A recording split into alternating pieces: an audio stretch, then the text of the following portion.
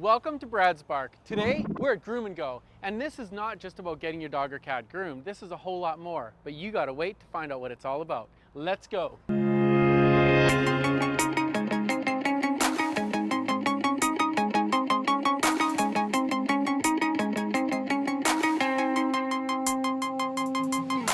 Soap them up and we'll lather them. This is a specific shampoo for this type of a coat. Okay. Actually, we can use it on a lot other breeds. It will cause the hair, it'll cause the hair follicles to loosen so that when we dry him and brush him, we actually will get a lot more hair out of his. Okay, so we don't want to get any soap in his eyes, but we still have to clean right in here.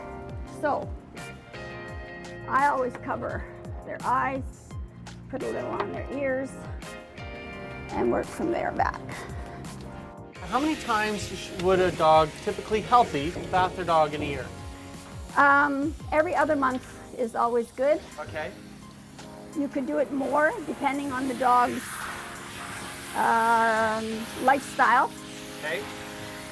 And you should have your dog groomed. The small dog should be done 6 times a year, every 8 weeks. So people actually need to budget for grooming if they're going to get a dog.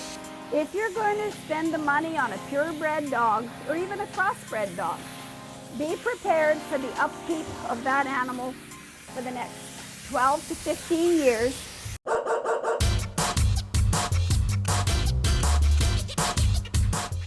Why is it important for people to get their dogs groomed? It's for their overall health. You're seeing what's under the hair that, petting the dog, okay, the owner may not see that, but if you lift the hair up, there might be, we see lice, fleas, ticks. I've taken ticks off dogs that, have been sitting there for weeks and the owner has no idea. I see that this dog is a little bit short here and long everywhere else. So what's the deal? What's happened? Scooter was pre-shaved before he had his bath, and now I'm finishing his haircut. He gets fairly short because his owner likes him short, but he also has a lot of lumps and bumps and little warts here. Holy, he has about 70 or 80 of them? I don't know about that many, but he's got quite a few. So doing them shorter is easier for me to see where they all are so I don't hit any with the clipper blade. And it's better for the owner so they can see what's going on and seeing if they're growing or oozing or anything like that he maybe have to go to the vet and have the vet check them out. Okay, so really what you're telling me is you're a second set of eyes for this dog's health. Yeah, exactly. You could probably go a little shorter. I bet you any money it's one of those nails that's... Like my clipper doesn't. Yeah, wow. Oh, see how far down you got? Nails should be cut at least once a month to keep the quick from growing out too long. That quick is that blood-filled vein inside the nail. If it gets, it grows with the nail, so they can become really long, and then it's very hard for us to cut them short. But if you're doing them, once a month or once every 2 or 3 weeks, they stay nice and short. It's easier on the dog's toe. Their toes can actually become deformed and cause them a lot of problems if their nails are too long and they're constantly Did you walking guys on hear them. that? The toes can become deformed if the nails get too long. So what you're saying is the owners, you dog and cat owners, need to do what? Need to maintain their nail trimming.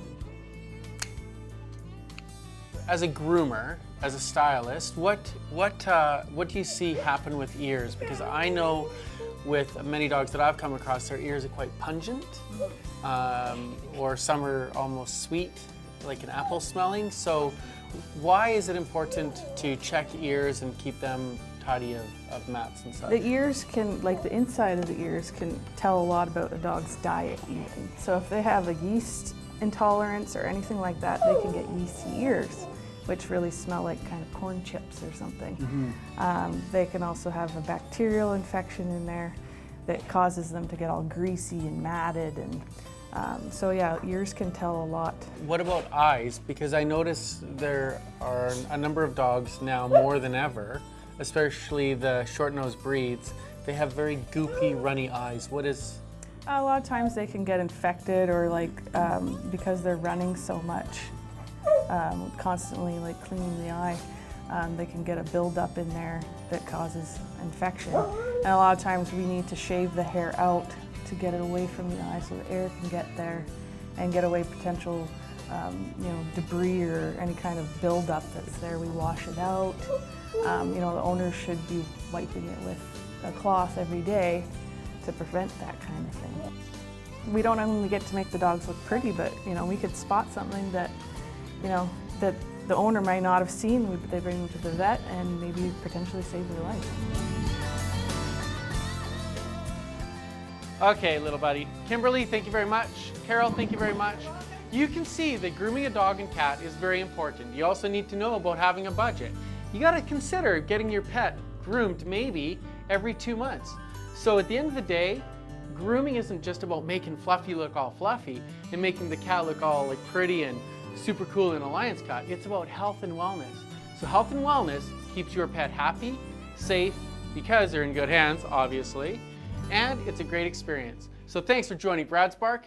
We have horses to do next. We'll see you next week.